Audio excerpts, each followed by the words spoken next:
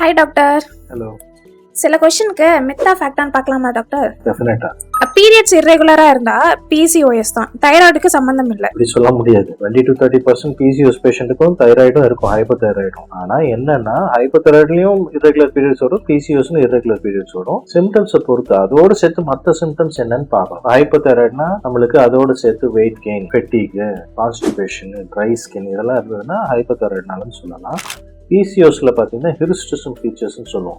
இந்த மேல் டைப்ல தாடி, மீசை வர்றது, ஓவர் ஆக்னி வர்றது, இதெல்லாம் இருந்ததுன்னா more of PCOS related. So ரெண்டுத்துலயுமே இரெகுலர் பீரியட்ஸ் வரும். இந்த சிம்டம்ஸ் பொறுத்து தான் எதுன்னு நம்ம டிசைட் பண்றோம். சிவியர் தைராய்டு கேசஸ் தான் பீரியட்ஸ் அஃபெக்ட் பண்ணும், மற்றது எல்லாம் இல்லை. No, even in mild form டெஃபினட்டா பீரியட்ஸ் அஃபெக்ட் ஆகும். தைராய்டு கரெக்ட் பண்ணா பீரியட்ஸ் ஆட்டோமேட்டிக்கா பர்ஃபெக்டா ஆகிடும். டெஃபினெட்லி கரெக்டான மெடிகேஷன் எடுத்து நார்மலைஸ் பண்ணிட்டோம்னா அந்த லெவல்ஸை ஒரு பீரியட் ஆஃப் மந்த்ஸ் நார்மலைஸ் ஆயிரும். அதுலயும் ஆகலைன்னா நம்ம நெக்ஸ்ட் லெவல் பிசிஓஎஸ்க்கு ஒர்க் அப். தைராய்டு ப்ராப்ளம் இருந்தா பிரெக்னன்சிக்கே ட்ரை பண்ண முடியாது. அப்படி சொல்ல முடியாது. Infertility issues common. ஆனாலும் அது மீறி நிறைய பேர் ஆகுறாங்க பிரெக்னென்ட்.